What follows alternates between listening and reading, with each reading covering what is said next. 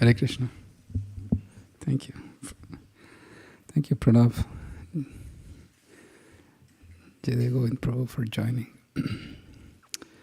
Before we start, I would like to truly thank Ramananda Saka Prabhu and his team of wonderful audio video broadcasting team that has set up such a world-class infrastructure that it's a fact, because we have Radhika Raman Prabhu come every year, and he has reduced his traveling a lot, and he says that I come to ISV and the recording is so nice. I tell the other centers, please go see the ISV recording.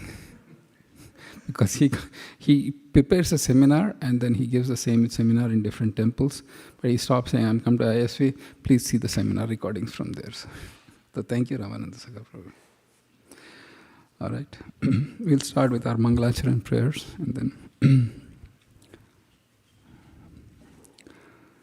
Om Ajnanaatimirandasya Jnananjana Shalakaya Chakshurun Militam Yena Tasmai Shri Guruve Namaha Shri Chaitanya Manobhishtam Stapitam Yena Bhutale Swayam Rupa Kadamahyam Dadati Swapadantikam Vandeham Shri Guroho Shri Utapadakkamalam Shri Gurun Vaishnavamscha Shri Rupam Sagrajatam Sahagana Raghunathanvitam Tvam Sajivam Sadvaitam Savadhutam Parijana Sahitam Krishna Chaitanya Devam Shri Radha Krishna Padan Sahagana Lalita Shri Vishakanvitamscha He Krishna Karuna Sindho Dinabandho Jagatpate Gopesha Gopika Kanta Radha Kanta Namostute Tapta Kanchana Gaurangi Radhe Vrindavaneshwari Vrishabhanu Sute Devi Pranamami Hari Priye Vancha Kalpatarubhayascha Kripa Sindhubhya Evacha Patitanam Pavanebhyo Vaishnavebhyo Namo Namaha Shri Krishna Chaitanya Prabhu Nityananda Shri Advaita Gadadhara Srivasadi Gaura Bhakta Vrinda Hare Krishna Krishna Krishna Hare Hare Hare Rama Rama Rama Hare Hare Nama Om Vishnu Padaya Krishna Preshtaya Bhutale Srimate Bhakti Vedanta Swami Niti Namine Namaste Saraswati Deve Gauravani Pracharine Nirvishesha Shunyavadi Paschatya Deshatarine Adadana Danter Idam Yache Punah Punah Srimadrupa Padam Bhojo Dhulisyam Janma Janmani Rajoham Syam Bhave Bhave. Hare Krishna to all of you for coming in person and those who have joined online. Wonderful. Very nice. Rishikesh Govind Prabhu, Gayatri Mataji, Priyanka Mataji, Sunita, Smita, Gauri and Shamchandra Prabhu. Hare Krishna. Vidyutlata Mataji. So today what we'll do is we'll recite all the verses together. I said we'll do that last time. So we'll do all the verses and translations together so that we can start. So let's all do together.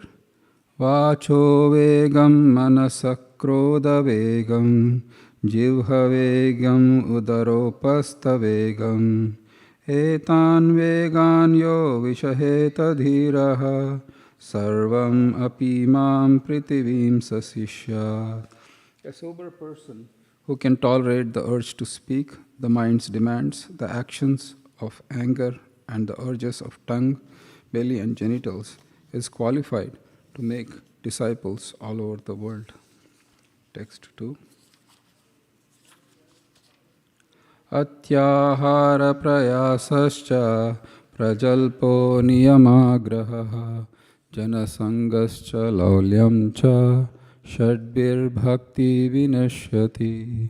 One's devotional service is spoiled when he becomes too entangled in the following 6 activities: eating more than necessary or collecting more funds than required, over endeavoring for mundane things that are very difficult to obtain, talking unnecessarily about mundane subject matters, practicing scriptural rules and regulations only for the sake of following them and not for the sake of spiritual advancement, or rejecting the rules and regulations of the scripture and working independently or whimsically, associating with worldly minded persons who are not interested in Krishna consciousness, being greedy for mundane achievements. Text 3. Utsahan nischayat dhairyat tat karma pravartanat sangatyagat sato vritte shadbir bhakti prasidhyati.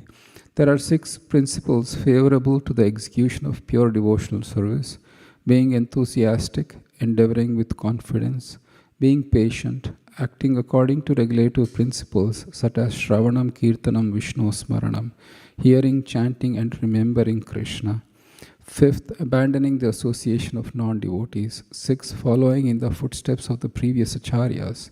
These 6 principles undoubtedly assure the complete success of pure devotional service. Text 4.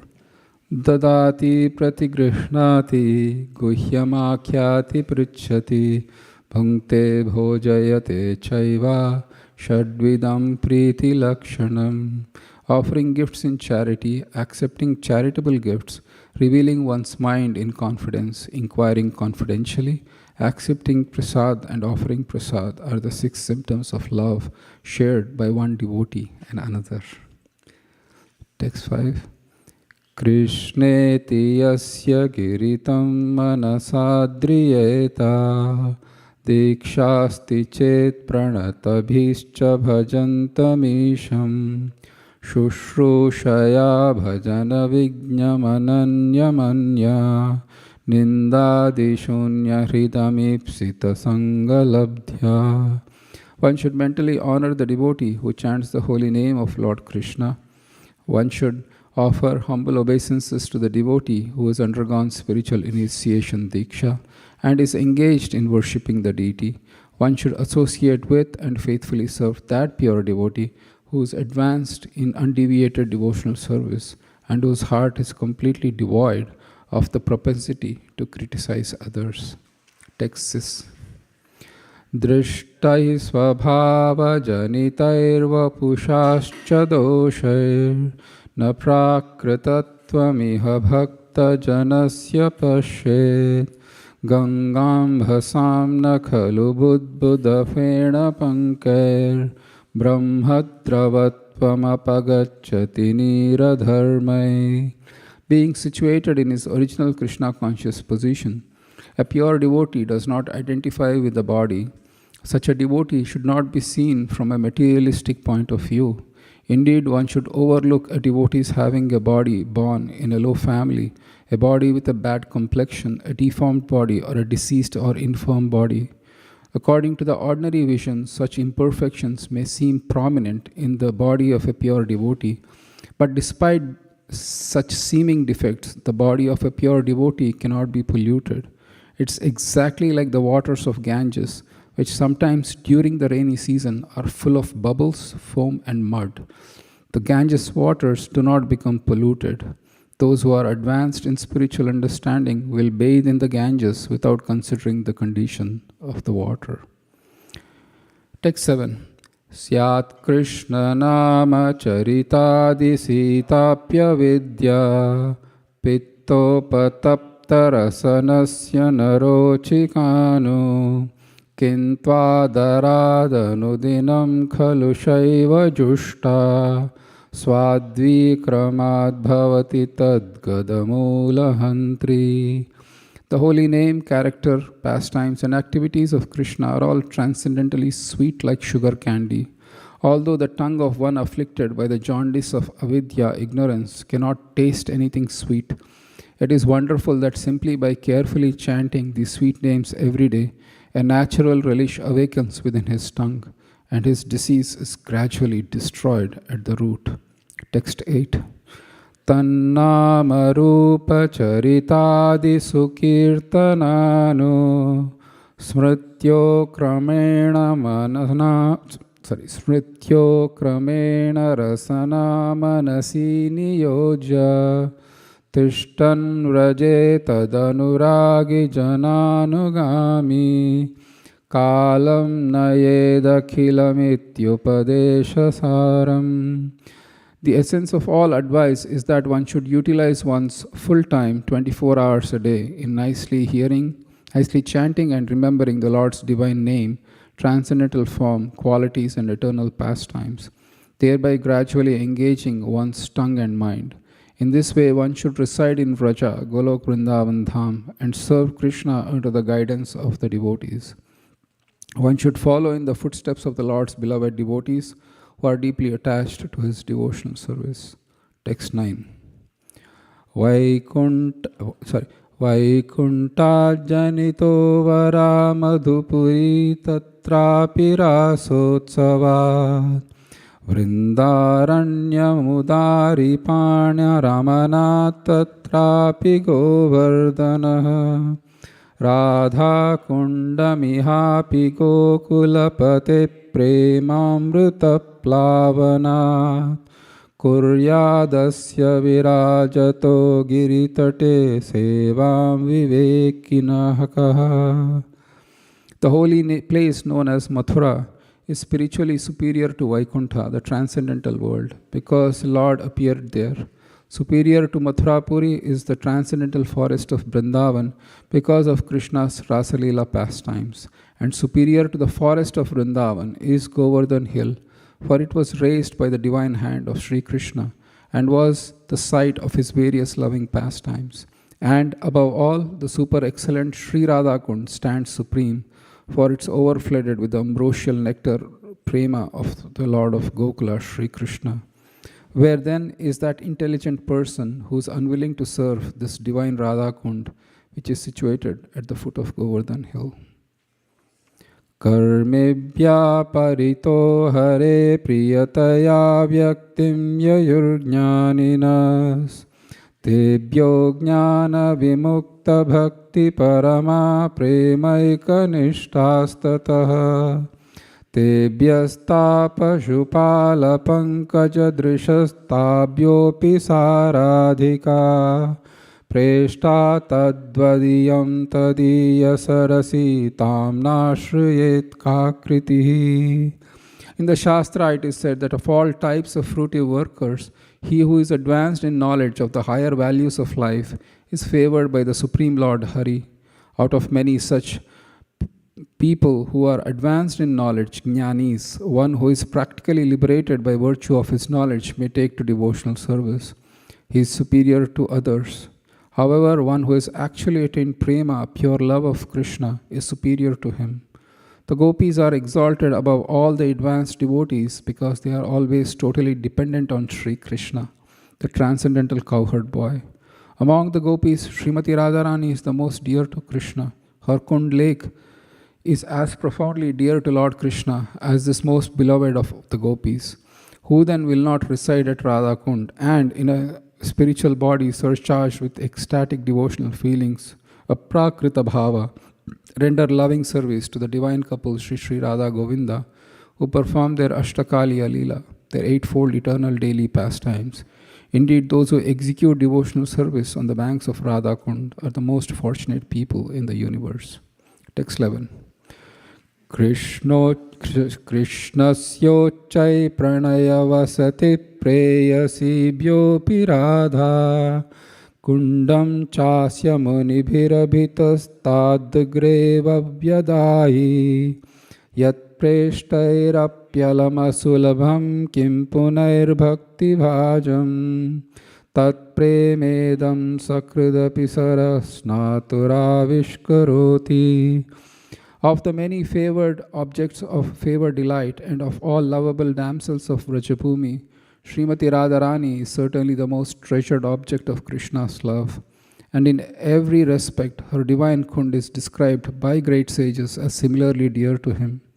Undoubtedly, Radha Kund is very rarely attained even by the great devotees. Therefore, it is even more difficult for ordinary devotees to attain. If one simply bathes once within those holy waters, one's pure love of Krishna is fully aroused. Hare Krishna. Thank you all for coming. It's so happy to see you all, Nitai, and everybody else. Hare Krishna. So we'll start with verse number 3. Kindly repeat after me.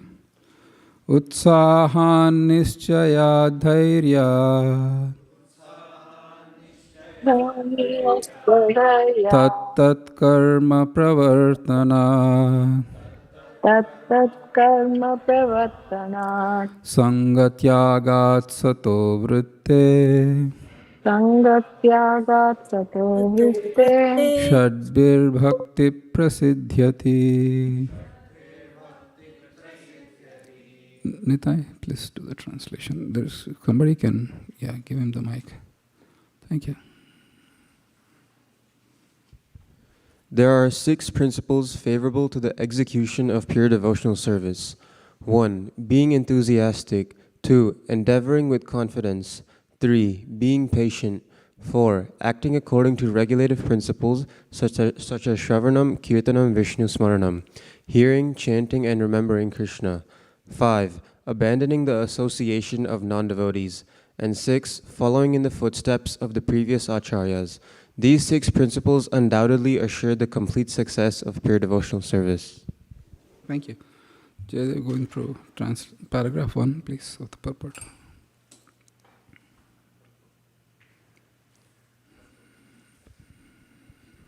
Hare Krishna. Devotional service is not a matter of sentimental speculation or imaginative ecstasy. Its substance is practical activity. Hare Krishna, ISV temple is on mute. We cannot hear Prabhuji. Oh. Okay, thank you, Mataji. Okay, now you can hear? Yes, Prabhu. All right, thank you. And I humbly request those who are on Zoom to mute. Unless they have a question, they can unmute themselves. Thank you. Yeah. Its substance is practical activity. Srila Rupa Goswami, in his Bhakti Rasamrita Sindhu 1.1.11, has defined devotional service as follows. Anyabhilashita shunyam jnana karmadya anavritam anukulyena krishnanushelanam bhaktiruttama. Uttama bhakti, or unalloyed devotion unto the Supreme Personality of Godhead, Sri Krishna, involves the rendering of devotional service in a way that is favorable to the Lord. This devotional service should be free from any extraneous motive and devoid of fruitive karma, impersonal jnana, and all other selfish desires. Thank you. Pranab, the next paragraph, please. Bhakti is a sort of cultivation. As soon as we say cultivation, we must refer to activity. Cultivation of spirituality does not mean sitting down idly for meditation, as some pseudo-yogis teach. Such idle meditation may be good for those who have no information of devotional service, and for this reason it is sometimes recommended as a way to check distracting materialistic activities. Meditation means stopping all nonsensical activities, at least for the time being. Devotional service, however, not only puts an end to all nonsensical mundane activities, but also engages one in meaningful devotional activities. Sri Prahlad Maharaj recommends Shravanam Kirtanam Vishno Smaranam Padasevanam Archanam Vandanam Dasyam Sakhyam Atmanivedanam. Thank you. We'll take a break. So Srila Prabhupada, at the very beginning, he mentions devotional service as not imaginative ecstasy, but practical activities. And what are the practical activities are being mentioned in this particular verse? The reason he brings up the famous verse from the Nectar of Devotion or Bhakti Rasamrita Sindhu, which is Anyabilashita Sunyam Jnana Karma Dhyanavritam Anukulyena Krishnano Shilanam Bhakti Ruttama, is that that particular verse is the foundational principle of the Gaudiya Vaishnava philosophy in terms of what it means to do bhakti or what it means to serve Krishna. It is easy to get lost in the details. Okay, you have to serve Krishna, but what specifically means service to Krishna, A, and then what is the mood and the consciousness in which the service needs to be rendered. So when we do the Nectar of Devotion in the 4th semester, we will spend a lot of time on trying to understand the verse Anya Vilashita Shunyam in all its details. But for now, any service that needs to be rendered to Krishna is to be rendered without desire for any fruitive mentality or without covering of any speculative knowledge. And it is to be done favorable to Krishna, right? There are 3 aspects to it: Anukulya, Krishna, and Anushilanam. Oh, those are the things. And we will discuss this at length. We will not discuss now. But the idea is, Shilanam is the word that Srila Prabhupada expands on. Shilanam means to cultivate, or to, when you say cultivate, if a farmer goes to the field and then just waits for the crops to come, is that good enough? No way the crops will come. You have to actually do the activity. You have to plant, you have to take care, you have to remove the weeds, you have to account for weather changes. There is a lot of thing that goes on in the cultivation of a field. Bhakti is such similar cultivation. But in the seed is the Bhakti Lata Beach given to by the spiritual master, and the watering is just hearing and chanting. So as like a farmer, we are sadhaka devotees, we take conscious effort to cultivate the activities in Krishna consciousness. So Srila Prabhupada mentions that. The whole idea, he starts with that. Because when this particular verse is Utsaha Nishchaya Dhairyad, but what is that Utsaha Nishchaya Dhairyad regarding? That is the most important point. So I'm very enthusiastic to rob a bank. Enthusiasm is great, but it's just for the wrong end, yes or yes. Or I'm very enthusiastic to kind of do something great in this world, or win an Olympic gold medal. While it is good in its own right, it might not be favorable for bhakti. Your ending of winning an Olympic gold medal might not necessarily award you Krishna bhakti, right? So Srila Prabhupada spends the first 4 paragraphs explaining about what the activities of devotional service are. And then he comes from paragraph 5 to Utsaha Nishchaya Dhairya. So we'll go to paragraph 5. If you come down a little bit, Prabhu, please. First 4 paragraphs he spends on that. If you can come down. Please come down. Yes, keep coming down a little bit.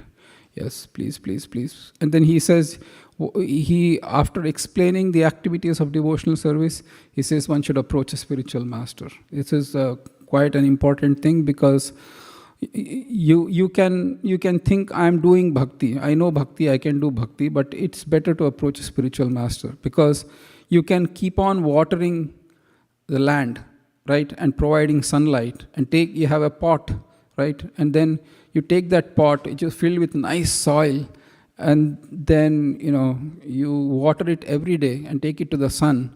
But if there is no seed in it, so the spiritual master has to give that seed of bhakti, and that's what is being mentioned here. Brahmanda Brahmite Kono Bhago Anjiv. Please come down a little bit more. More, please. Thank you. Yeah. Please keep on going. Right. So we can start with this one. Mataji, you can. One should accept this opportunity to return home back to Godhead very enthusiastically. Without enthusiasm, one cannot be successful. Even in the material world, one has to be very enthusiastic in his particular field of activity in order to become successful. A student, businessman, artist, or anyone else who wants success in his line must be enthusiastic. Similarly, one has to be very enthusiastic in devotional service. Enthusiasm means action, but action for whom? The answer is that one should always act for Krishna. Krishnartha Akhila Cheshta Bhakti Rasamrita Sindhu. Thank you, Thank you, thank you. Diti, next paragraph. Daivi Radha Radha. In all phases of life, one has to perform devotional activities under the direction of the spiritual master in order to attain perfection in Bhakti Yoga. It is not that one has to confine or narrow one's activities. Krishna is all-pervading. Therefore, nothing is independent of Krishna. As Krishna himself states in the Bhagavad Gita, Maya tatam idam sarvam jagad avyakta murtina mat sthani sarva bhutani na chaham teshva avastita. By me, in my unmanifested form, this entire universe is pervaded. All beings are in me, but I am not in them. Under the direction of the bona fide spiritual master, one has to make everything favorable for Krishna's service. For example, Yeah, please use that. Yeah, good. For example, at present we are using a dictaphone. The materialist who invented this machine intended it for businessmen or writers of mundane subject matters. He certainly never thought of using the dictaphone in God's service, but we are using this dictaphone to write Krishna conscious literature. Of course, the manufacture of the dictaphone is wholly within the energy of Krishna. All the parts of the instrument, including the electronic functions, are made from different combinations and interactions of the 5 basic types of material energy, namely Bhumi, Jala, Agni, Vayu, and Akasha. The inventor used his brain to make this complicated machine, and his brain, as well as the ingredients, was supplied by Krishna. According to the statement of Krishna, Mat sthani sarva bhutani, everything is depending on my energy. Thus, the devotee can understand that since nothing is independent of Krishna's energy, everything should be dovetailed in his service. Thank you. And Nitai, you know what's a voice memo recording on iPhone? Dictaphone, same thing. Okay, get it. For those who are unfamiliar with what dictaphone is. The last, next, who, Mata, Krishna, you can lead her. Yes, endeavor. Endeavor executed with intelligence and Krishna consciousness is called utsaha. Please read that again. That is a very definition of utsaha. Endeavor executed with intelligence in Krishna consciousness is called utsaha, or enthusiasm. The devotees find the correct means by which everything can be utilized in the service of the Lord. Nirbandha Krishna sambandhe yuktam vaidagyam uchyate. The execution of devotional service is not a matter of idle meditation, but practical action in the foreground of spiritual life. Thank you. So here Srila Prabhupada uses these particular things as utsaha or enthusiasm. We have seen the definition of utsaha. Endeavor executed with intelligence in Krishna consciousness is called utsaha or enthusiasm. So the verse started off with utsahan nischaya dhairya tat karma pravartanat. You can see how Prabhupada, he uses or he starts explaining in each different paragraphs. Now utsaha means that one of the interesting things that Srila Prabhupada tells is utsaha means using everything in service of Krishna. Oftentimes, oh man, why me? This is... Prabhupada is saying, I have a dictaphone, I am using it in service of Krishna. So the idea here is, it is not you reject technology. It is not that you say that, anything modern is bad necessarily. But everything that can be used in service of Krishna can be accepted or embraced. Otherwise, we can avoid things that don't help us with our Krishna consciousness. That is the whole purpose. The bhakti path is applicable to those we read in the 11th canto of Bhagavatam is who are neither disgusted with material things nor too attached to them. Because your attachment is to Krishna and you see matter as a Shakti or energy of Krishna, then what can I use in service of Krishna? I'll use it. That's about it. I'll give a simple example. A surgeon who is operating, there could be so many medicines and instruments. Does that person care about those? No. He'll do whatever is needed for the surgery, yes or yes. I mean, I'll pick on somebody. Why not Jayadeva Govinda Prabhu? Jayadeva Govinda Prabhu says he goes to God forbid, he goes to a surgery. And the doctor says, no, you know what? I never used this instrument. Let me try on it for the first time. It is completely unrelated to the operation, but let me try. Like, you won't do that. You are very focused. Similarly, our focus is on Krishna, and matter is a tool of convenience to be used in service of Krishna. And this is where Prabhupada emphasizes the word guru. He spends a lot of time. You should do this under the guidance. Because if you are not advanced, then you will be easily misled by matter, thinking I am using it in service of Krishna, but whereas you are not using it in service of Krishna. That's where the guidance of Sri Guru comes in. And that's why Srila Prabhupada emphasizes, if you read the purports carefully, he time and again, he uses utsaha, then he puts spiritual master. He puts tattat karma, dhairyat, he puts spiritual master. Everywhere he puts in spiritual master. He says that it is good to use that. Otherwise, you can get easily misled. I have been in this movement for 30 years, but I got these good facilities. This is for me as well. I'm using it for Krishna. Mind will say that, but in fact, you are using it for yourself. I'm giving a simple example, like how we can be misled. Therefore, which will come probably to the next verse. When we come to the next verse, we'll discuss that at length, one's own position in bhakti. And we can discuss that at length. But the point here is that one should be really careful also. The principle is strong, but the application needs guidance. Everything belongs to Krishna is great, but what I can use in service of Krishna, that you need a little bit of closer guidance. Make sense? Otherwise, you can get easily waylaid by matter.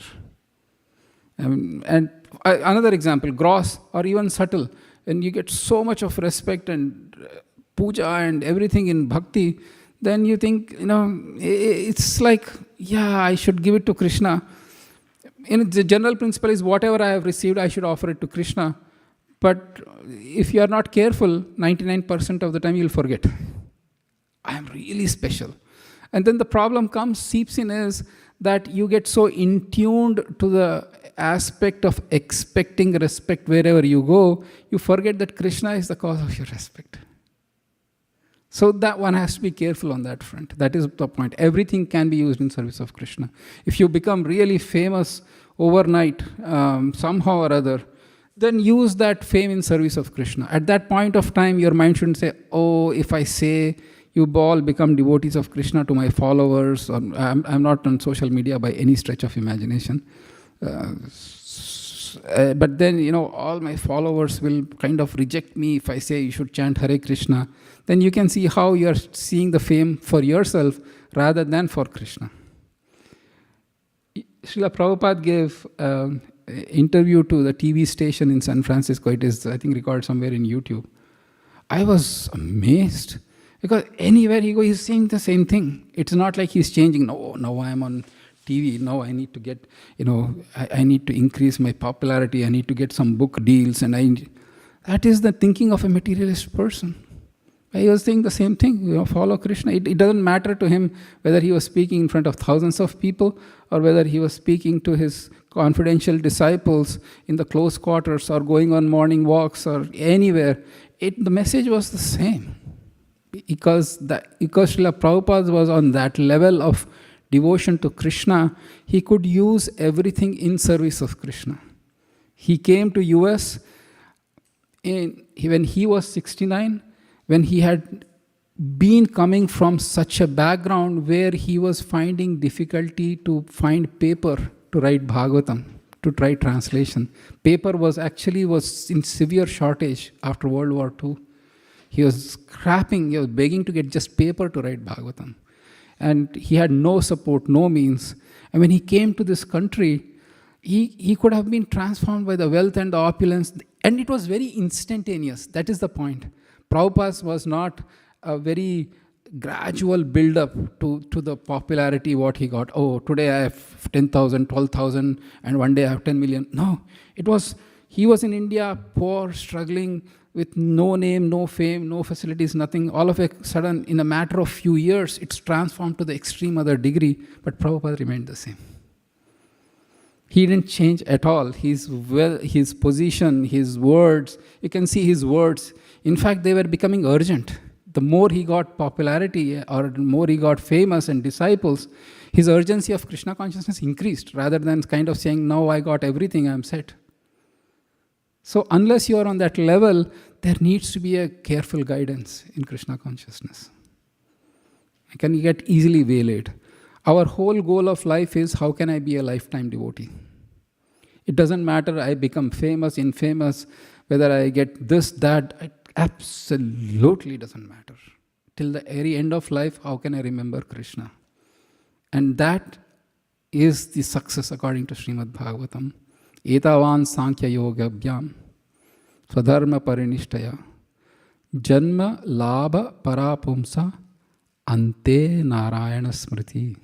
Your success in all these areas will be tested to how much you remember Krishna at the time of death. That is your success. Everything else you will leave behind. Make sense? So when you have this perspective, then these immediate ups and downs of life will not dampen your enthusiasm. Otherwise, one day is like this, that person said this, and you cut the line, and he looked at me like really nastily, and this is horrible bhakti. This, you can see how small things can kind of derail you on the path.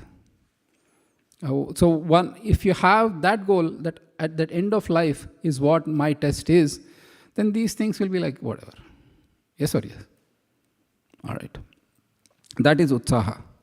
Then we'll go to next paragraph. Prabhupada actually does patience and confidence in the same paragraph. See if you can detect it. Yes, whoever, please.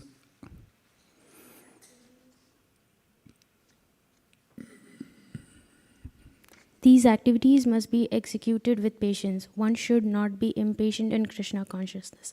Indeed, this Krishna consciousness movement was started single-handedly, and in the beginning there were no response. But because we continue to execute our devotional activities with patience, people gradually begin to understand the importance of this movement, and now they are eagerly participating. One should not be impatient in discharging devotional services, but should take instructions from the spiritual master and execute them with patience, depending on the mercy of Guru and Krishna. The successful execution of Krishna consciousness activity requires both patience and confidence.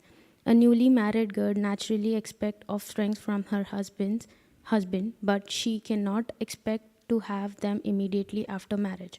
Of course, as soon as she is married, she can attempt to get a child, but she must surrender to her husband, confident that her child will develop and be born in due time.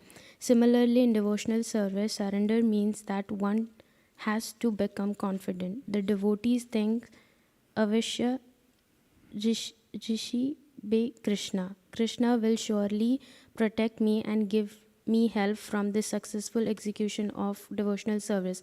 That is confidence. Thank you. So patience and confidence Srila Prabhupada covers in one paragraph.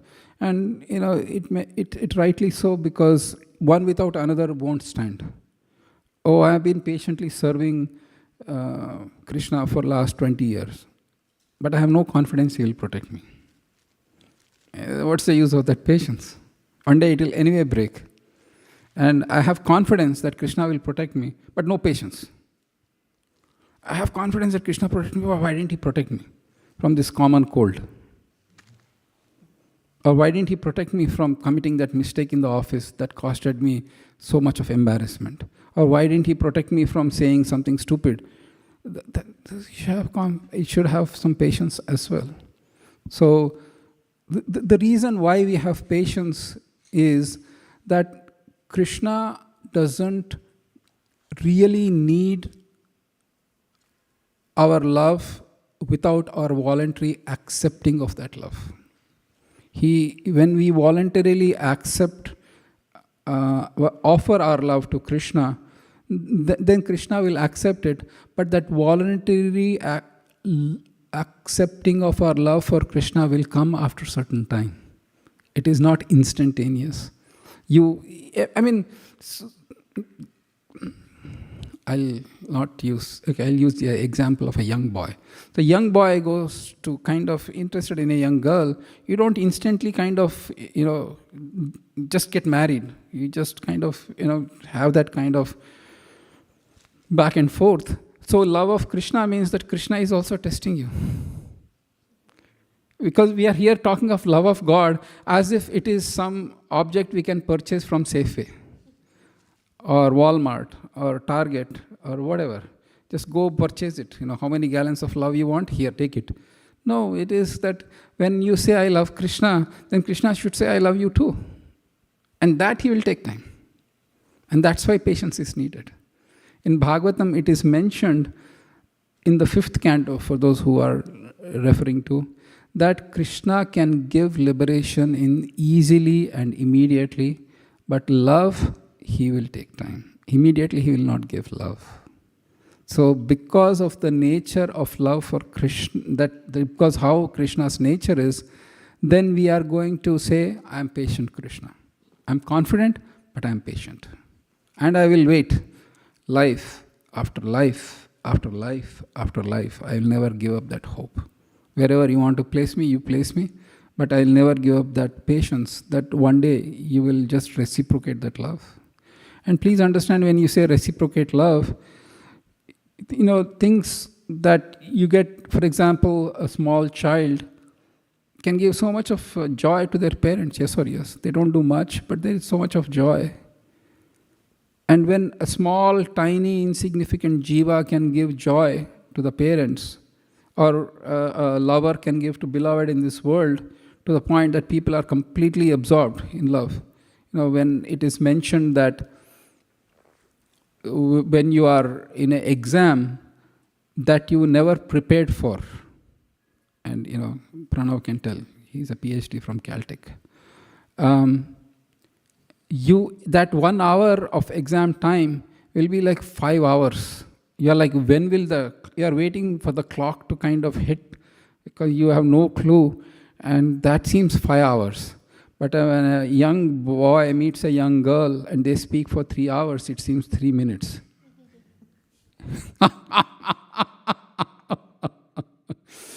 Yeah. So please understand that Krishna will take his time, but we are confident. We are confident, and that comes about by few things that are follow through. So we'll do. How can that come about? Please do next paragraph, which is tat karma pravartanat. Up.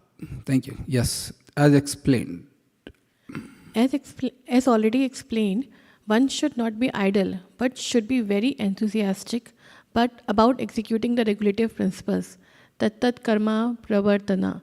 Neglect of the regulative principles will destroy devotional service.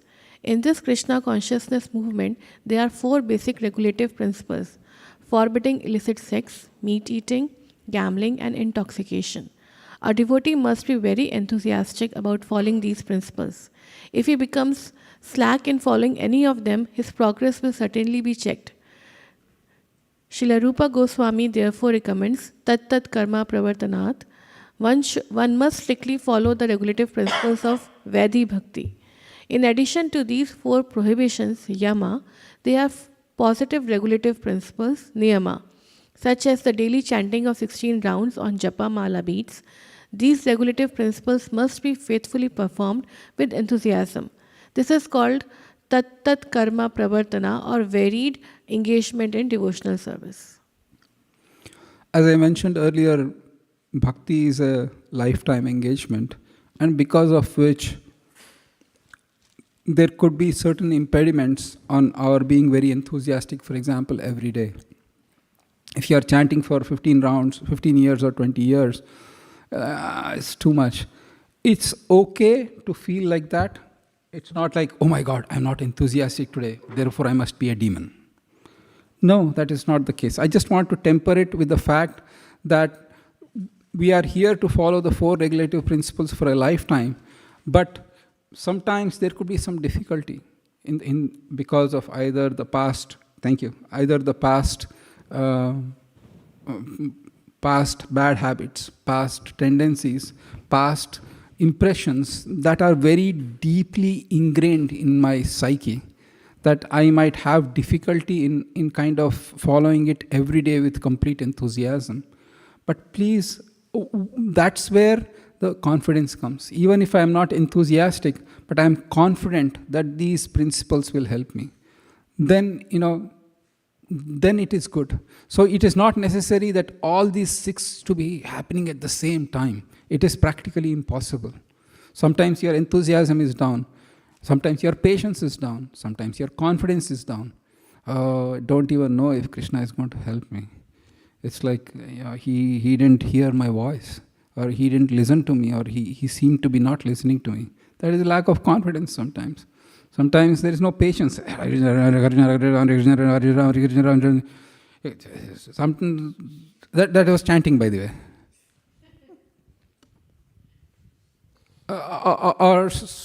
So the idea is that to do everything at the same time might be impossible and not be practical. But the idea is stick on to one thing. I don't have the patience or I don't have the enthusiasm today, but keep the confidence high.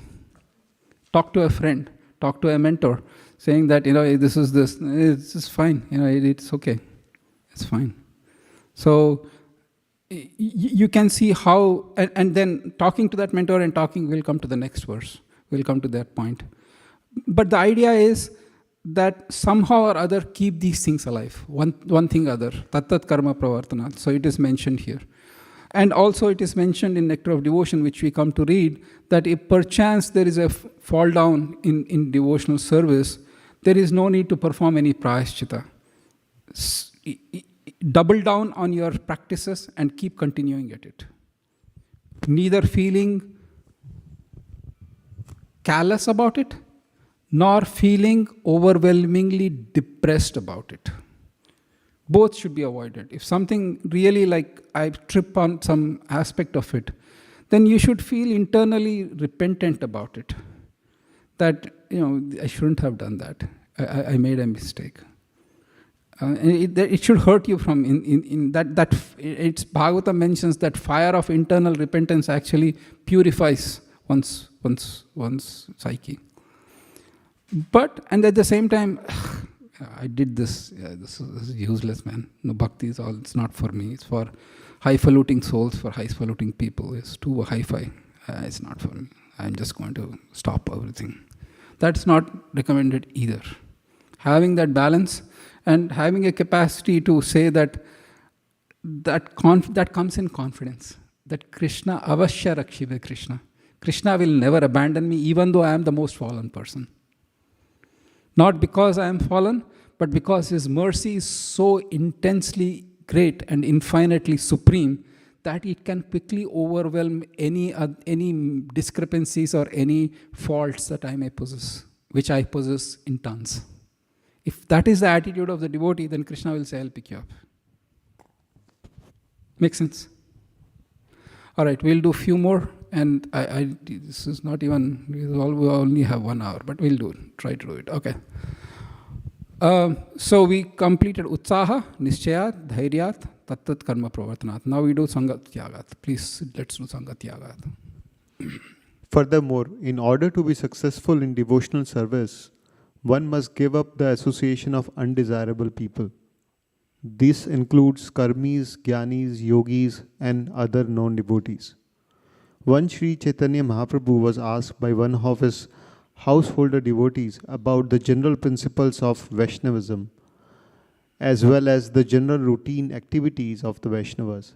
And the Sri Chaitanya Mahaprabhu immediately replied, Ast Sangha Tyaga, Asat Sangha Tyaga, E Vaishnava Achara. Characteristically, a Vaishnava is one who gives up the association of worldly people or non-devotees. Srila Narottam Das Thakur has therefore recommended Tandera Charana Sevi Bhaktas Sanevasa. One has to live in the company of pure devotees and execute the regulative principles laid down by the previous acharyas. The six Goswamis, namely Sri Rupa Goswami, Srila Sanatana Goswami, Sri Jiva Goswami, Sri Raghunatha Dasa Goswami, Sri Gopala Bhatta Goswami, and Sri Raghunatha Bhatta Goswami. If one lives in the association of devotees, there is little chance of associating with non-devotees. The International Society of Krishna Consciousness is opening many centers just to invite people to live in the company of devotees and practice the regulative principles of a spiritual life. Thank you. This is a big subject matter, Sangha Tyagat, and there is a nuances to that. The reason is, if you are renouncing this whole worldly society or taking up sannyas, Sangha Tyagat is easy. But we who are professionals, who are grihasthas, who have to deal with Sangha on a daily basis, Sangha as in like the society or the worldly people, not sadhu Sangha. How to give up that is a very subtle art and a fine art. You have to be there, but you have not to be there. Makes sense? Yeah. I think we'll discuss that as we go ahead. But I did mention earlier in the class, probably we will discuss that when we come to the next verse. It's a nice segue into the next verse. The last paragraph, please. Next paragraph. Devotional service means transcendental activities. On the transcendental platform, there is no contamination by the three modes of material nature. This is called Vishuddha Sattva, the platform of pure goodness or goodness free from contamination by the qualities of passion and ignorance.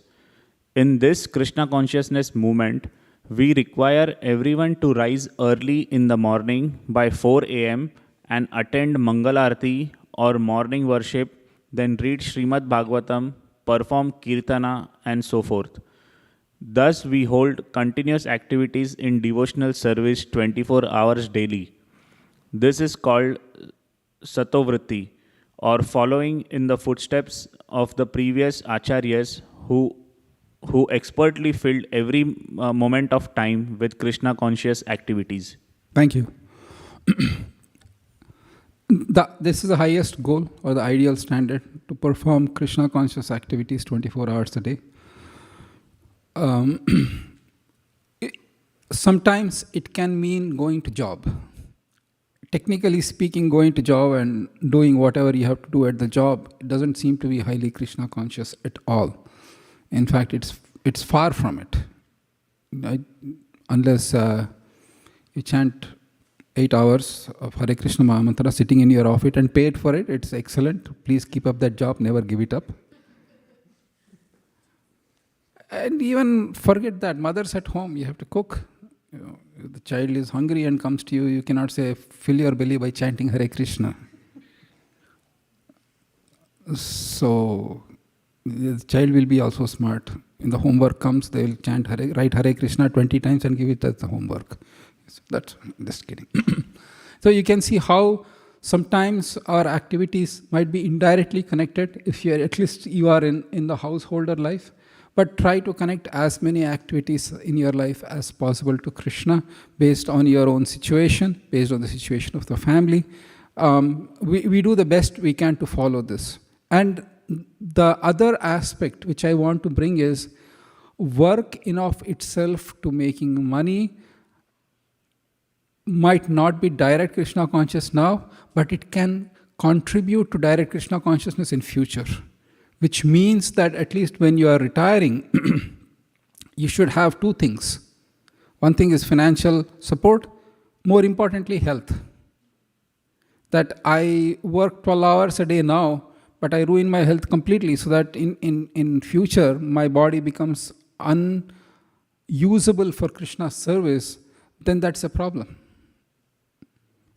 We are not brahmacharis or sannyasis who have dedicated the best of our lives to Krishna and expect Krishna to... Krishna will take care in the old age, but because we are grihasthas, it is imperative that we take care of our health, we take care of financially everything, and then you can full-time get engaged into Krishna.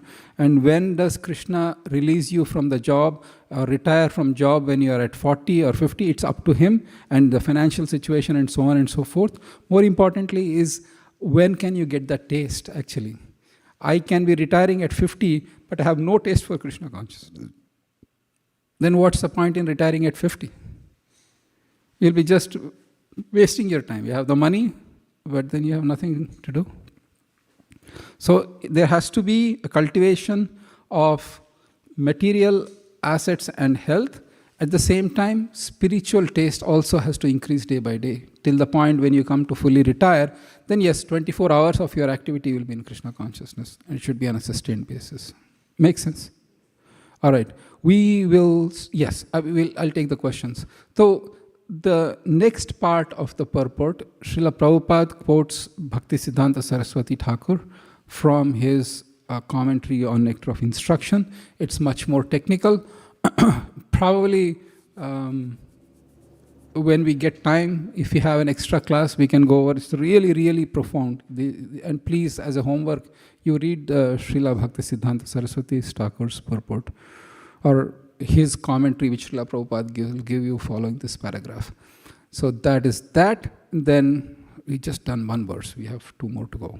All right, no problems. Questions, comments, concerns. And then next, after we come back, we'll take a break and come back, and then for 3 minutes, and then online devotees will read. We'll start with questions with Daivi Radha, and then online we'll go for questions. When we were discussing about our work and the material, that's not directly related to Krishna consciousness. So, what should be our exact consciousness while we are going to work? And maybe in our workplaces, the CEOs take some decisions or something. They may not be fully sattvic, and also, are we also part of those sins, or how should we combat such things? Oh, and what should be our consciousness when we are working? It's a generic question, so I'll give a generic answer. There are always specifics to this. We can discuss offline.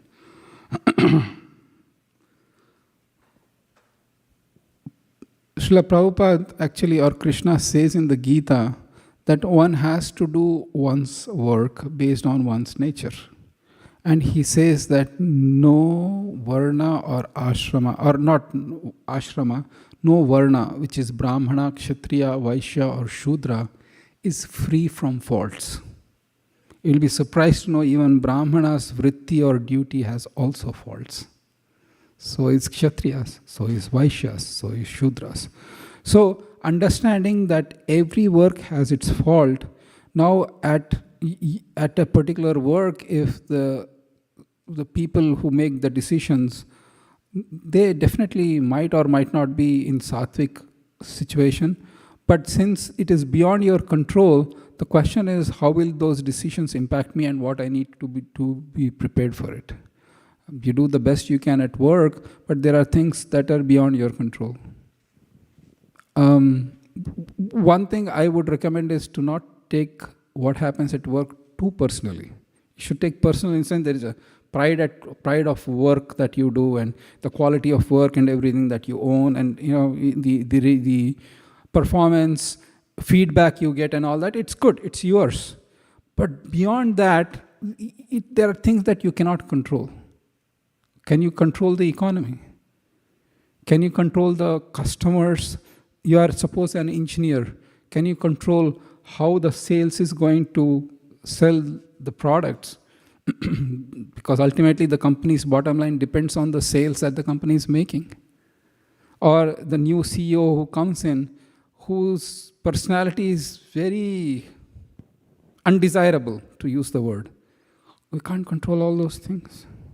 So do the best is you can do it and be prepared and try to find the next job. Because one of the things we cannot apply in the modern context is if you are a Shudra, in the Vedic times, the master and servant relationship would never change. As in, that even if the Shudra was incapable, servant was incapable, the master wouldn't abandon. And the master couldn't pay money, the servant wouldn't abandon him. Because that's part of Shudra Dharma.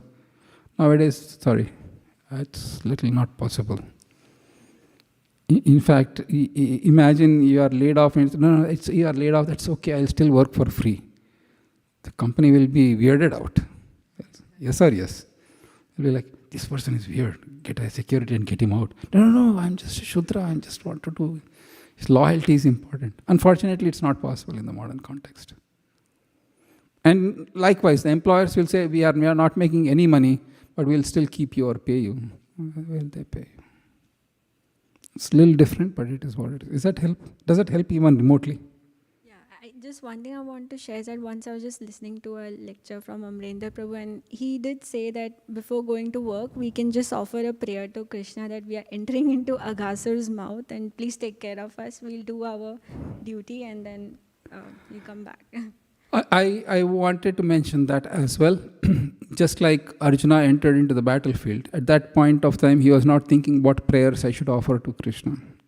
So, similar to Arjuna's thing, you should say, yes, that's an excellent point you should brought up. I do agree with that. Yes, Mataji and then Vaibhav. Hare Krishna Prabhu. Actually, I was wondering, being enthusiastic and at the same time being patient, it looks little opposite. So how can one be enthusiastic as well as patient at the same time?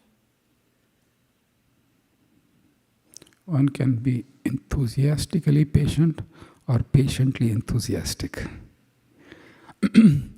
The answer to that is that enthusiasm is not a sign of impatience. For example, Srila Prabhupada mentions that a wife who's got married, correct? They cannot have the child in the next 15 days as soon as they are married. So here there is the enthusiasm for the child is not dampened in terms of the mother, but the mother is really patient and willing to wait for whatever time it takes for the child to be born. In the same way, enthusiasm doesn't mean impatience. Enthusiasm means that the desire doesn't die down or burn down or come down. I'll keep that enthusiasm always. But if the patience is not there, then the enthusiasm can kind of come down quickly. Right? Is that helpful? Thank you, Prabhu. Okay. Vaibhav and then Pranav. Hare Krishna Prabhu. So, I really like the verse that Asat Sangha Tyaga E Vaishnava Achara. But if we look into our reality, right, and as we get deeper in devotional life, it always gives you a feeling that you are walking on a rope. So where you have to have the balance as well as you have to have confidence that you are not going to fall. So how we can keep sustaining our patience, because it looks like we are walking on a very long rope. Yeah. It's not like we can cover up within a short time period, right? Yeah. So how we can keep all the enthusiasm as well as patience and confidence, everything. So if I take your analogy a little bit more, then you have 40-foot poles or something like that, and there is a rope, and then you are walking on that rope. That's what you are trying to tell, right? Yeah. So you should always have the safety net of association. You should never walk on the rope without having the net below. And no person will walk, yes or yes. I'll walk on that rope, but I don't need anything. That's in the rock climbing or the mountain climbing terms, it's called free soloing. Free soloing is that I'll climb this mountain with no safety gear. Please don't do that. Here is the beauty. In bhakti, even if you perchance fall, even if perchance you fall, actually, you know what? That's nicely you brought up. We should read those two things from this purport. This is really important. Prabhu, please come down in the purport. Because where the confidence is stemming from is critical and important. If you don't know where that confidence is coming from or why that confidence I should have, then you will not have that confidence. So, Prabhu, sorry, go to the purport. Purport of verse number 3, and we start from paragraph, devotional service is so. Devotional service is so. Shyamchandra Prabhu, I think you can read that particular paragraph. Thank you, Prabhu. Hare Krishna. Hare Krishna. Devotional service is so pure and perfect that once having begun, one is forcibly dragged to ultimate success. Please repeat Sometime, that. Please repeat that statement. I like that statement so much. It's so inspirational for me. Devotional service is so pure and perfect that once having begun, one is forcibly dragged to ultimate success. Sometimes a person will give up his ordinary material engagements and out of sentiment take shelter of the lotus feet of the Supreme Lord and thus begin the preliminary execution of devotional service. Even if such an immature devotee falls down, there is no loss on his part. On the other hand, what is the gain of one who executes the prescribed duties according to his varna and ashrama but does not take to devotional service? Although a fallen devotee may take his next birth in a low family, his devotional service will nonetheless resume from where it left off. Devotional service is Haituki aprihata. It is not the effect of any mundane cause, nor can it be terminated by any mundane cause or permanently curtailed by any material interruption. Therefore, a devotee should be confident about his engagement and should not be very interested in the activities of the karmis, jnanis, and yogis. So this is the point. Even if you are falling on a rope, it's okay. You should have the confidence, even if I fall off, it doesn't matter. Because I may veer away from devotional service completely and never show up to temple for the whole rest of my life, but whatever I did for this particular period of time, that Krishna will count, and in the next life, I will start from that point.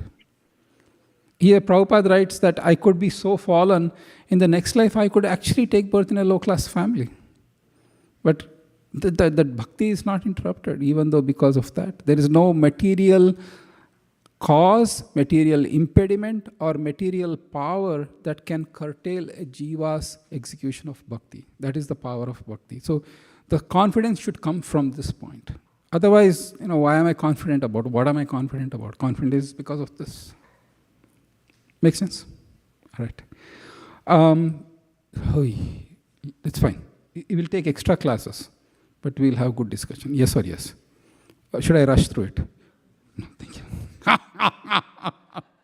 All right. We'll take just a 2 or 3 minute break. Stretch your legs, drink some water, use the restroom if you need to, and then we'll come back and start exactly in 10:48 a.m. We might not do all the verses, but at least we'll watch we can get through.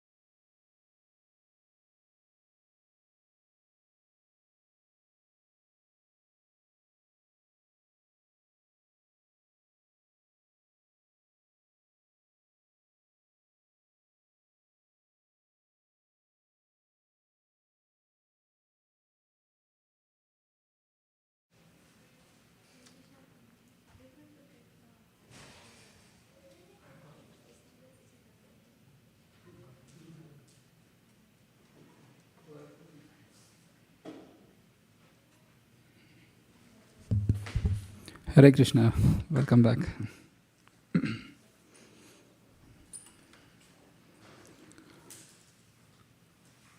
Hare Krishna, Krishna Krishna, Hare Hare, Hare Rama, Hare Rama, Rama Rama, Hare Hare.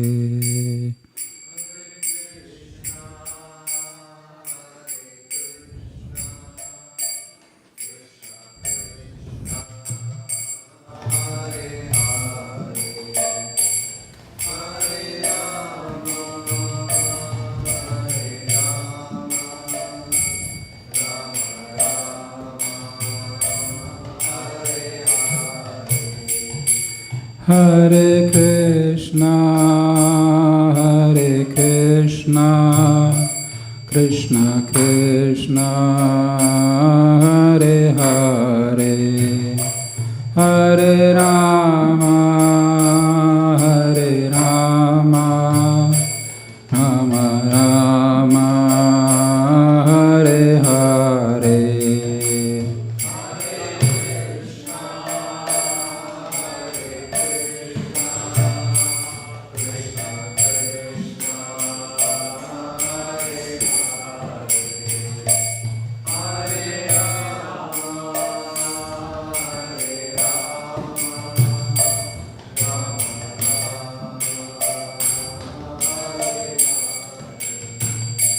Hare Krishna, Krishna Krishna, Hare Hare, Hare Rama, Hare Rama, Rama Rama, Hare Hare.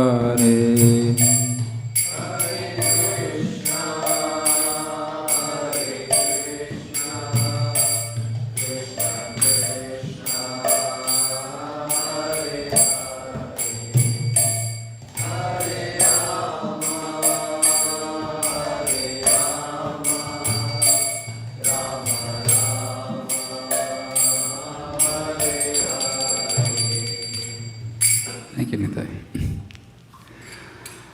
All right, so the next verse number 4.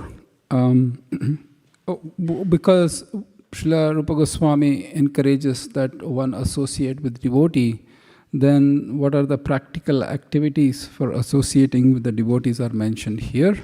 So let's go to text number 4. Kindly repeat after me.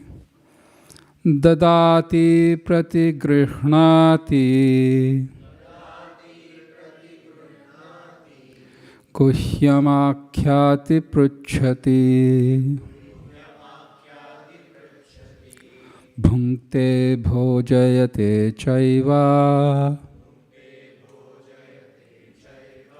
Shadvidam priti lakshanam.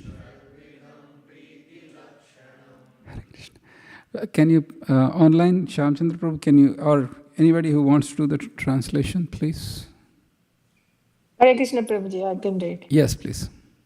Offering gifts in charity, accepting charitable gifts, revealing one's mind in confidence, inquiring confidentially, accepting prasadam and offering. Prasadam are the 6 symptoms of love shared by one devotee and another. Hare Krishna. Thank you. Hare Krishna. Paragraph 1, please. Hare Krishna, I can read Prabhu. Yes, Mataji. Yeah. In this verse, Srila Rupa Goswami explains how to perform devotional activities in the association of other devotees. There are 6 kinds of activities. 1, giving charity to the devotees. 2, accepting from the devotees whatever they may offer in return. 3, opening one's mind to the devotees. 4, inquiring from them about the confidential service of the Lord. 5, honoring prasada or spiritual food given by the devotees. And 6, feeding the devotees with prasada. An experienced devotee explains, and an inexperienced devotee learns from him. This is Guhyam Akyati Prachati. When a devotee distributes prasada, remnants of food offered to the Supreme Personality of Godhead, in order to maintain our spirit of devotional service, we must accept this prasada as the Lord's grace received through the pure devotees. We should also invite pure devotees to our home, offer them prasada, and be prepared to please them in all respects. This is called Bhukte Bojayate Chaiva. Thank you. So, in the previous text, we had 6 items that increase one's bhakti, which is Utsaha, Nisya, Dhairyat. Srila Prabhupada took each of those particular items and he divided it and explained it nicely. But these are little bit complicated to isolate them. Okay, so because it is, they are reciprocal. If you see, there are 3 items, 6 activities are there, but they are categorized into 3. First is gifts, prasad, inquiring confidentially. That's it. So the only thing is the who is giving, who is receiving changes. That's to the extent of that. So Srila Prabhupada doesn't go through the purport like with the exact same analytical nature as he does with the previous verse. Karanji, you can sit up. Upar. No, you can sit right there. All right. So he doesn't spend too much time going through each of them, but what he does here is not the activity itself, but the context in which they should be applied is changed. So here the activities are, first is accepting prasad and taking prasad, then accepting gifts and giving gifts, then inquiring confidentially and speaking confidentially. The idea here is, what does it mean to speak confidentially is the part that we can discuss a little later, but the other 2 are reasonably okay. One of the things we can be cautious in spiritual life is that our activities should be done in such a way that the person to whom we are rendering service or giving activities shouldn't feel that they are obligated to give something. We should do it in a spirit that, we are doing it to serve you and we don't expect anything from you. Of course, one of the things in book distribution is we do expect, and we shouldn't, that application on book distribution, the idea there is because, hey, how are you kind of asking for donations when you go on book distribution? The idea there is, it is not that we are expecting you to give money when we give you book. We are doing it as a service to you, and we are expecting that there is some, whatever little donation you give, that is based on the service that you are rendering. So it is reciprocal. And then your bhakti is increasing because you give donation. Not that, I need money. I don't need money. I'm here to serve you. You are free to take it. So you can see the consciousness in which we can give Guhyam Akyati Prachati, and that attracts others to come to Krishna. Not that they instantaneously feel even the money is being asked, it is not out of personal. So there are few caveats I just want to add, because this can be applied in a way that can be construed as negative. Sometimes they don't give money, that's okay. It makes sense. So this purport we can go through a little bit more quicker, not in the sense that it's not an important purport. The purport is amazing as usual by Srila Prabhupada. Let's do paragraph number 2. Yeah, it's a long paragraph. Let's do till the Chaitanya Charitamrita. Somebody can start reading that online. May I read, Prabhu? Yes, please. Yes, Hare Krishna. Even in ordinary social activities, these 6 types of dealings between 2 loving friends are absolutely necessary. For instance, when one businessman wishes to contact another businessman, he arranges a feast in a hotel, and over the feast openly expresses what he wishes to do. He then inquires from his business friend how he should act, and sometimes presents are exchanged. Thus, whenever there is a dealing of priti or love in intimate dealings, these 6 activities are executed. In the previous verse, Srila Rupa Goswami advised that one should renounce worldly association and keep company with the devotees, Sanga Tyagat Satovritte. The International Society for Krishna Consciousness has been established to facilitate these 6 kinds of loving exchanges between devotees. This society was started single handedly, but because people are coming forward and dealing with the give and take policy, the society is now expanding all over the world. We are glad that people are donating very liberally to the development of the society's activities.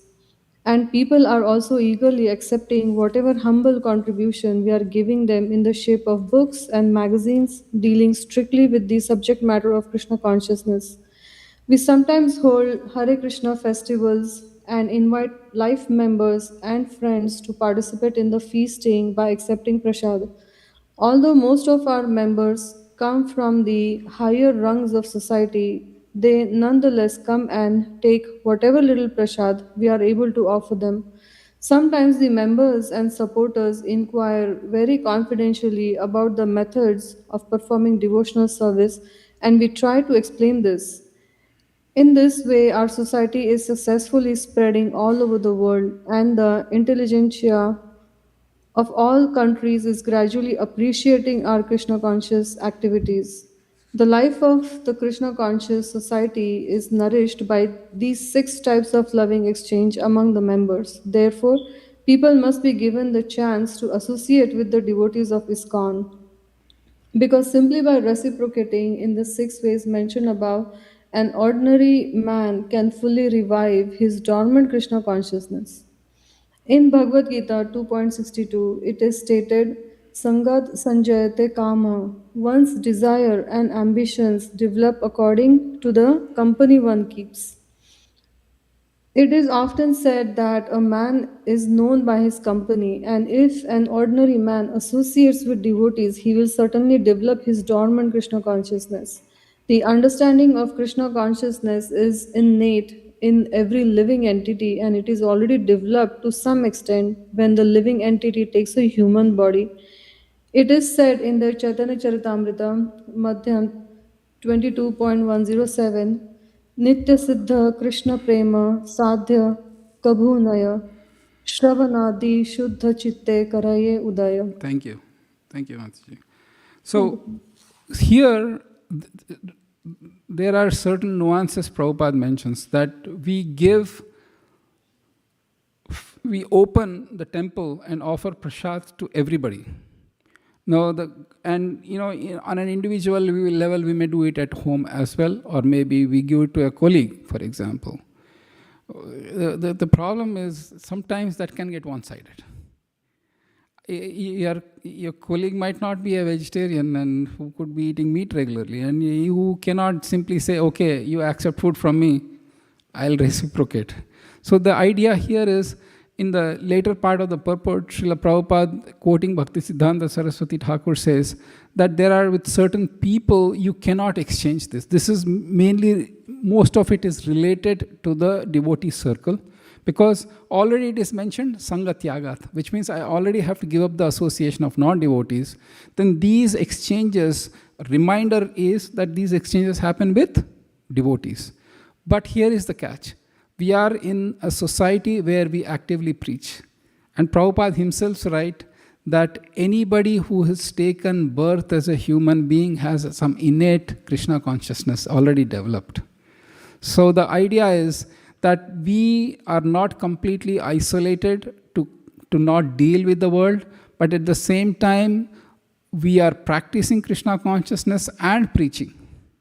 So our mission is a little different in terms of we use our discrimination to see where we can give, but we cannot accept, and where we can inquire confidentially, we cannot inquire confidentially, and whom to give gifts and what gifts to give. Make sense? Because one of the things Srila Prabhupada writes later is that we can never disclose our minds to non-devotees. And it is not because they are bad people, they are evil people. That is not the idea. And you cannot look at the world like that, because later and later, we should see the entire world as belonging to Krishna. And in the Uttama Adhikari level, everybody and everything in this world belongs to Krishna, and we see like that. But till that stage is reached, one has to exhibit discrimination.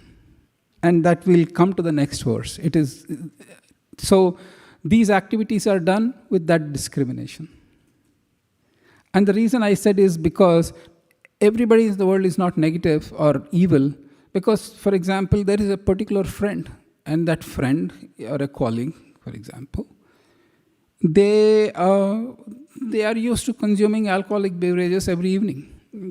Just forget everything of life. And that's how they kind of do. And you go and talk to them and say, I have this problem, I have this, you reveal your heart, this is what is happening in life. They'll say, I have an easy solution to your problem. You come join me every day. It is not they are necessarily evil or they are thinking bad of you, but it is their way of dealing with life which is not necessarily the right way. So that is the reason you cannot reveal your mind confidentially to those who are not in the devotee platform. Or at least, family, other members who are truly your well-wishers, who have no agenda or motive apart from being your well-wisher. So prasadam, give to everybody, but receiving, have some discrimination. Guhyam akhyati is something, it's a little bit more nuanced because, for example, Nima is sitting here in the booth. He can talk to a 3-year-old, 4-year-old about how to progress in bhakti. But he cannot give to somebody more advanced than him. Correct? So you can see how that has to be applied in a proper way also. Guhyam akhyati prichati. And giving gifts and receiving gifts, as long as they are appropriate, they are much more easier. I mean, yes, you can receive gift from somebody.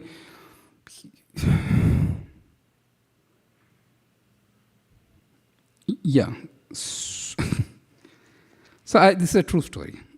Every year in my present company, before that, the third company before I joined this present company, every quarter, I don't remember, they would kind of surprise the employees with a gift as soon as you walk into the office. Good old office days, when pre-COVID time, where you have to go every day. You would go to the office, and then you will see that nice gift, and then with a handwritten card from the HR saying that, thank you for all your hard work, and this is the way you are appreciating it. And, it would be nice. It would be a pleasant surprise. So one day I went to my office, and there it was nice, not big size, but like maybe half a liter wine bottle.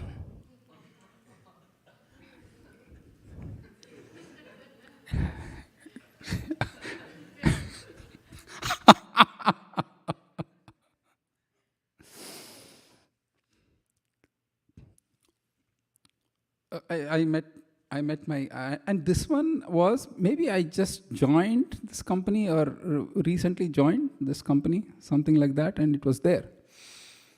So I didn't know what to do. I just kept it for some time. I just was trying to get the way of the company and the culture. It was lying on my desk for a couple of days.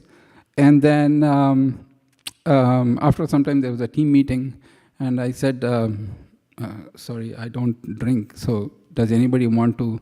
And I asked the HR people, I was polite. First I asked HR, I don't drink alcohol beverages, can you substitute with something else, or, give me something? And they said, no, this is all we can do. Then I said, okay, fine.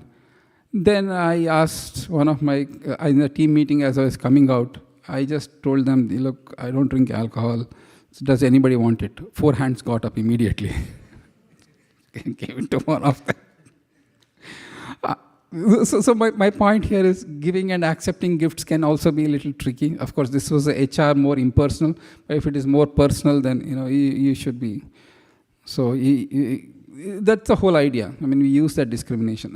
And when the activity is so, Rupa Goswami says, associate with devotees, then the next verse is, what are the activities in the association of devotees? And then the next one is, how do you recognize those devotees? This is the next verse. So this is what is the verse and purport of this, but I'll take more questions or comments before we go. Yes, Krishna.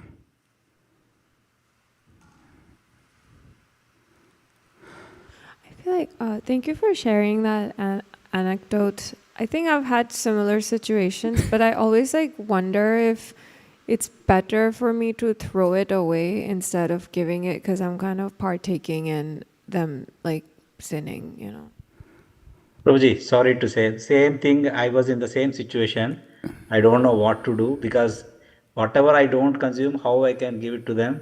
But eventually, one person come to my table. He asked me and took it to. I did. So Mataji, whoever is asking, same thing. I was in dilemma. I couldn't give it. It's a bigger bottle. So I don't know what to do. So I just guide me, Prabhu. Really, it's those kind of situations I will be coming more often. So thank you. What we need to do. Okay. And there is that one more hand is raised. Is this a similar question? No. Okay, the hand is gone. Hare Krishna, Prabhu. I actually have a similar question and also a different question. I actually have a couple of wine bottles lying in my garage as we speak, because I don't know if I should gift it to someone else or if I should not do that. Exactly same question as Mataji's. And also, Prabhu, I have two other questions, but if we don't have much time, then I'll just ask one. No. I have all the time for questions in the world. We can postpone the classes, but not the questions. Thank you, Prabhu. So should I take the question before I forget? Sure, Prabhu, yes. All right. It depends on the individual situation. Am I partaking in somebody drinking? It is a valid, legitimate concern. But the idea is that I have not given charity from my own money. First thing. Second thing is, these people, it is a subtle indication to others saying that don't ever bring it to me again. Because they get to know that, in the world of drinkers, to sacrifice your own bottle is like winning a Nobel Prize. It means they are dead serious about, this guy is like absolutely dead serious. So it conveys a message that I'll never do this and, I don't want this. So that gift was forced on me, or it was present in my desk and I have nothing to do with this. So for example, if somebody forgets a wine bottle on the road, assume, would you take it and smash it so that nobody drinks it, or you let it go? That is the thing I had. But if you take the same wine bottle to somebody's house as a dinner gift, that I would not recommend, because it will convey 2 or 3 wrong meanings. One thing, they'll say, you are Hare Krishna, so why are you giving me this? One of the human beings are so sentient, they will immediately understand, you don't want it, but you are giving me, what is wrong with you? So it would convey a negative message. So don't do that. And worse still, hey, you came to my home with a wine bottle, I'm coming to your home with a wine bottle, take it. Like, we won't take it. Then why did you give me? So you can see how that fairness can get. Based on time, place, circumstances, you can be nuanced about it, or you can be, the honest answer always is a good answer. Krishna, take it and throw it into trash. It's always the safest bet. But given on how you play it, there can be subtle ways as well, without you participating or partaking in somebody else's drinking. Make sense? Yeah. Does that answer, Shamchandra Prabhu, to an extent? Perfect, Prabhuji. I will follow that. Thank you. Thank you. Yeah. Because I will be quite often will be in that situation every year, couple of times. So this helped me. Hare Krishna. Hare Krishna. Or you can just if it is coming from the same person, same source, same office, you can just politely write to them saying, I never consume alcoholized beverages, and I have no plan of starting right now, even though I am in old age. So please give me some cash or give me some other gift. I'll be appreciating it. I mean, that I will do it, Prabhu. I never tried for that, but I will do it. Yeah, and usually people are polite in this country. They respect your wishes. So yes, Prabhu. That I will do it. I didn't do it, but I will do it. Yeah. Or you can say that maybe one of our lovely colleagues hit a bonus and you can give them my bottle as well, or whatever you need to do. But I don't know how to handle this. So yes. Thank you, Prabhu. Thank you. And they'll be very happy. They will love you. Oh, this fellow's also I am putting it in my pocket. Yes, Prabhu. Correct.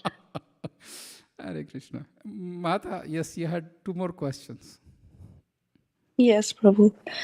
Prabhu, we are taught, meaning we are being taught right now to be cautious about materialistic association and to also reduce unnecessary association with non-devotees. But at the same time, I feel, isn't it also our duty as devotees to reach out to others and share Krishna consciousness? Because I don't know, if we speak about Krishna, the scriptures, or even our own journey in devotional service, it may inspire someone to develop at least a little faith or attraction towards bhakti. How do we balance these 2 principles? And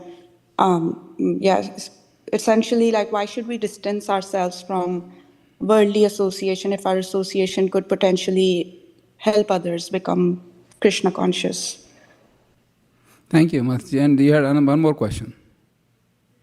Yes, or maybe I'll take this question, but the answer will be long. So you remember your question. Otherwise, we both will forget. Just joking. But yes. I can continue the second question because it is pretty much in line with the first question. Okay. I have also heard that we should not speak too much about our own spiritual progress, right? Because I've heard that it can probably potentially lead to pride or even hinder our advancement. I don't know how much of it is true, but if that is the case, then where do we draw the line? Is it appropriate to share personal experiences when they may encourage others, or should we just keep primarily speak about scriptures and the teaching of the acharyas and what we have heard from devotees, or in my case, you, without referring much to our own experiences? Thank you. That's a very thoughtful and nuanced question, and I really appreciate it. The answer to your first question is this: how or why should I not talk or preach about bhakti when I can influence others to take up that path? And that shows your deep sense of compassion and empathy and a desire to spread Krishna consciousness. In the next verse, Srila Rupa Goswami talks of 3 types of devotees. And we have discussed that in Ishopanishad as well. We have Kanishta, we have Madhyama, and we have Uttama. And then these are mentioned exactly the same here, not exactly the same, with a little nuance in the next verse, that Krishneti yasya giritam manasadriyeta. We'll come to that particular verse. Our preaching should be done based on the awareness of our own position. We can go preach, but if my faith is not strong, then I run the risk of actually getting influenced by somebody who is not having that kind of faith in bhakti, or who has faith in, for example, Mayavad, and they can, you read Bhagavad Gita, and I'm taking out the same Bhagavad Gita where Krishna is mentioned as impersonal Brahman, and I'm equal to Krishna. And this is there in Gita. I'm telling you this. And I can quote the same Gita to say that God is impersonal, and He has taken the human form. His form that He has taken as a human is material. I can quote verses from Gita, actually. And then you will be like, oh, really? I see. I didn't know this. So my point here is our preaching should be based on what our position is. And the second thing is we should never give up that sense of compassion, but be aware of our own position. Make sense?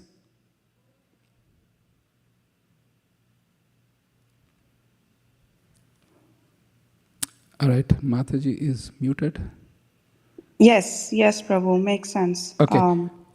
So in the purport, in the next purport, we'll read that Prabhupada or Srila Prabhupada writes that a Uttama Adhikari is the one whose mere presence makes others chant Hare Krishna. So we have some practical signs of if you are on that level, that people will see you and then immediately say Hare Krishna or whatever. So they based, and it is not like some cruel suppressing, oppressing kind of thing that you cannot do this.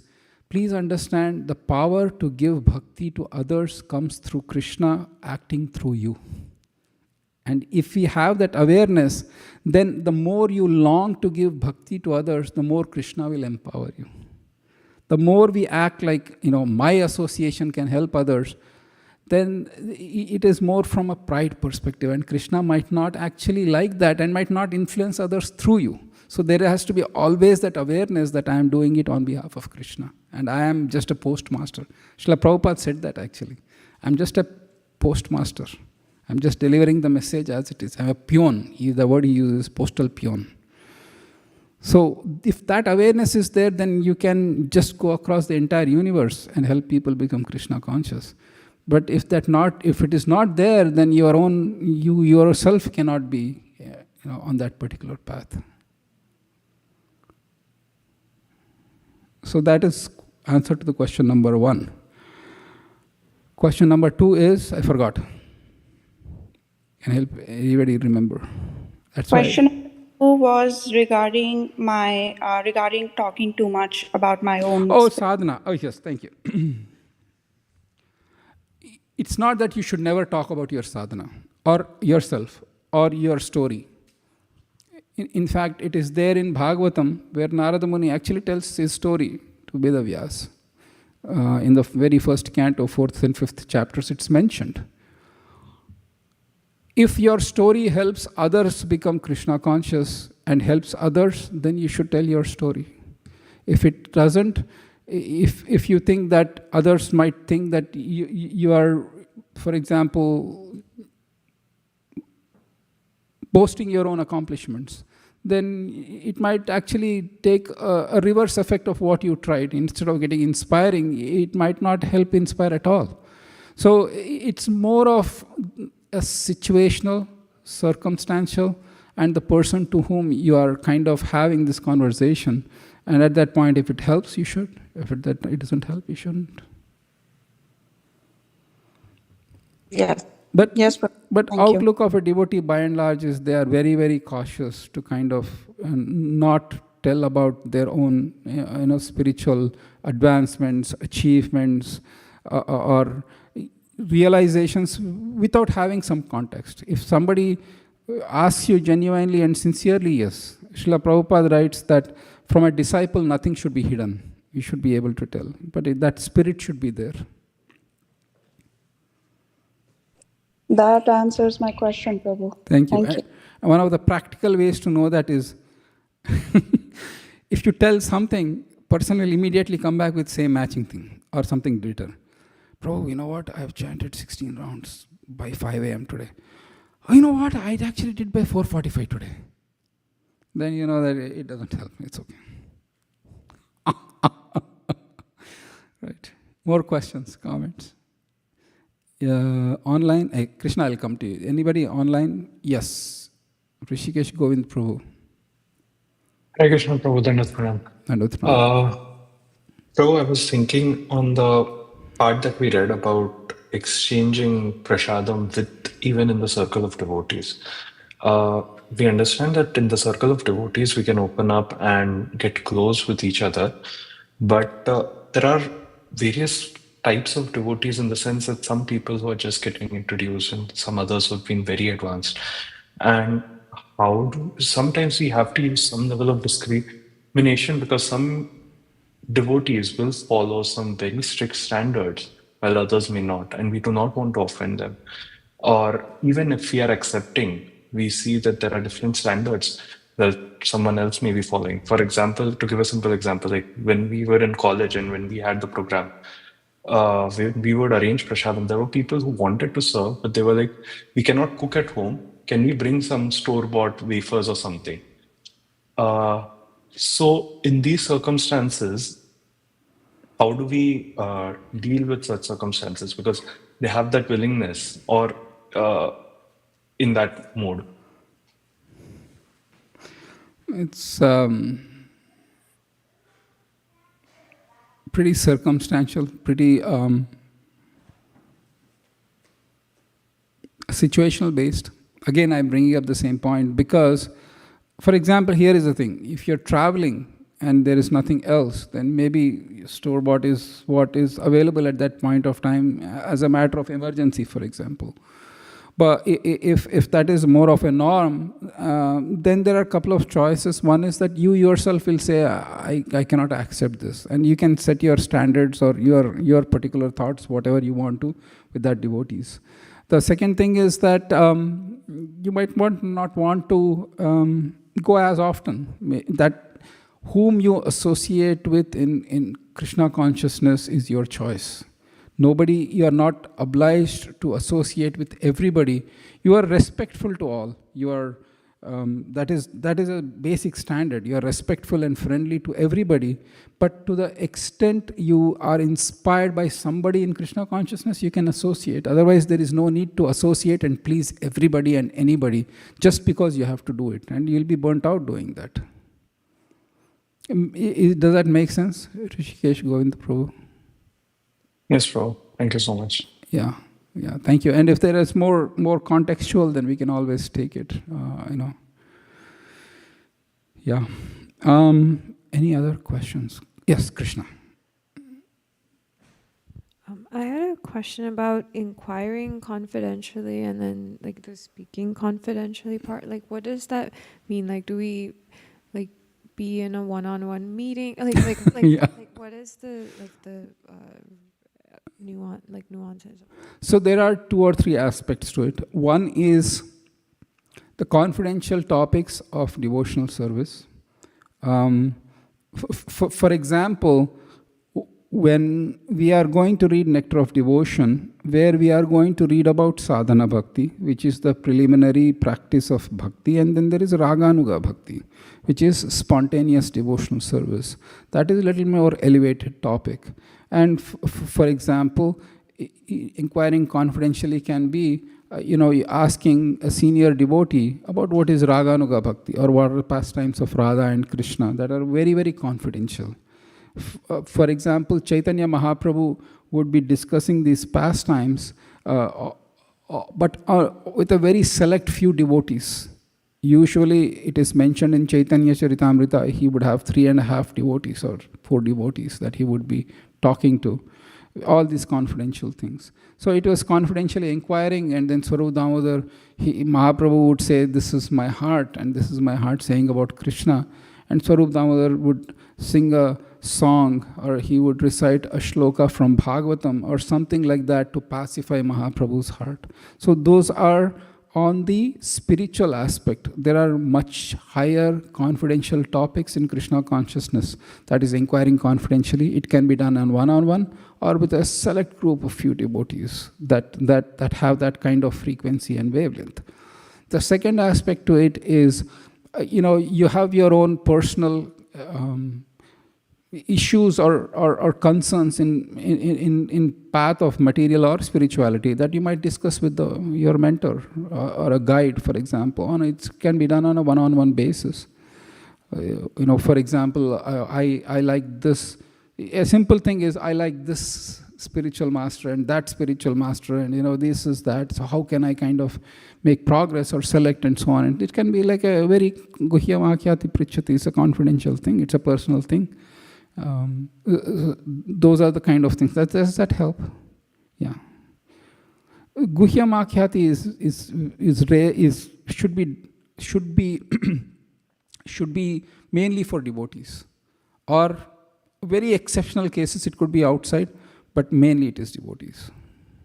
And it's good to find devotees within the society whom you can share confidentially.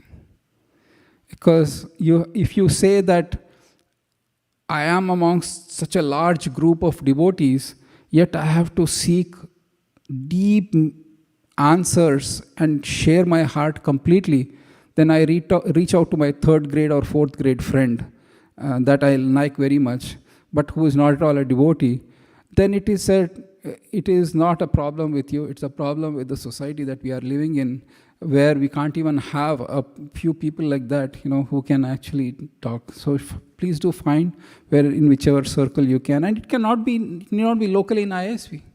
You can find out from somebody who is living halfway across the world. We have so much of communication these days, right? It's ideal. It's ideal. Helpful? Is that okay? Krishna? All right. Mataji, please.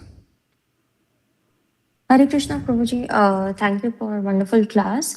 I just had a question from the previous verse regarding asat saksanga tyaga. You were mentioning this point where to be present and at the same time not to be present. Like, could you please explain more, like how can we do that when we sometimes have to attend like events with, in a material group, like with material people? So how do we kind of do that or practice that?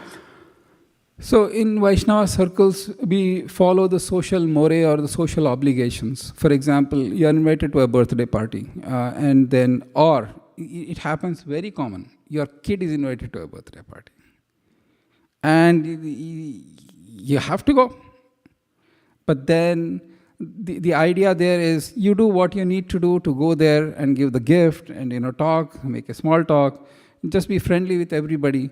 But there is no reason to kind of tell I'm having, this is Krishna consciousness is boring. 16 rounds is too much. I don't like it and I don't know what I'm doing with the society. They will say you are a fool. You are wasting your life. You have only one life. You are not enjoying. So you can see how we can be there, but we don't need to share our problems in spirituality. That is one aspect. So be there, but don't be there as well in terms of mind. And then, we act normally as well. We don't, if it is like an occasion where they say you have to dress, for example, formally in suit and cloth, and ladies have to wear dress, whatever. As devotees, you don't end up going there with dhoti, kurta and tilak, saying that I am a special person. You have to do what you have to do, and then just do there and come back. You don't need to dwell too much on about your relation. But at the same time, one aspect I would caution is, if too much of these social events is sucking your time out, then you have to be a little careful. As in, like, I have 4 events to go, and then the whole day is gone, I can't chant my 16 rounds, then you might have to say no to one of the events in a very polite way. So having that kind of balance actually might be helpful. And you might say, this is too much, this is too painful. But that pain actually will purify you, because your longing for Krishna is not destroyed, even if you have so many things going on. Krishna is testing to see, like, I'll give you all these things, so will you still like me? Or will you get sidetracked, and then, social circle and social becomes so important that I forget Krishna. Is that helpful? All right, one more question was there. All right, if there are no questions, we'll stop here. I wanted to complete one more verse, but that's okay. We'll try to make up in the next class. So we'll try to cover 5, 6, and 7 in the next class. Then we have 8, 9, 10, and 11. Hopefully, those small, you can try to 2 or 3. We are supposed to have 2 more classes, but I will extend maybe to 1 more class just to cover. Is that okay? Or should I cram everything into 2 classes and be done with it? No, Prabhu. This is nectar. You want more. Thank you. Thank you. Because it's hard to satisfy kind of both. So I just take an opinion, whatever the devotees want, and however I want them. You want me to serve you, I'll serve you like that. Shamchandra Prabhu and all the devotees, Vidyutlata Mataji, Supriya Mataji, Gauri, Smita, Gayatri, Rishikesh Govind, Poonam. Thank you so much for joining. There are 2 names that have pictures, but I can't see the names. So there is one SLP is there, and then there is one picture of Radha Krishna. Anupama, thank you. And then SLP is Ketaki Mataji. Ketaki Mataji, thank you. Thank you, Mataji. All right. And Anuka, Prabhu. Hey, Hariwal Anuka, okay, that I can see. But I can't see, because that is good. I can't see the names from here. So you have to excuse my inability for not having X-ray vision. Excused. All right. I'll see you all in 2 weeks from now. For those who are going to LA Rath Yatra, have a happy Rath Yatra. And is August 9th SF Rath Yatra? I think so. So we'll double check. It can be 2 weeks from now or 3 weeks from now. If it is excellent. So we have August 9th is the class. That's fine. Because it's in the afternoon, I don't want to skip classes. Because I'm always cursed. People will always curse me. If I skip, they will curse. If I don't skip, I'll get cursed. So I'll keep it on. I keep the class the same and get cursed. I'm so grateful to each and every one of you for coming and giving your attention. I'll see you all in 2 weeks' time. Vancha kalpatarubhyascha kripa sindhu bhyevacha. Thank you, Prabhuji, for a nice class. Thank you, so Prabhuji. very much, Prabhuji. Hare Krishna. Hare Krishna. Hare Krishna. Thank you. Hare Krishna. Dandavat pranam, Prabhuji. Thank you. Hare Krishna.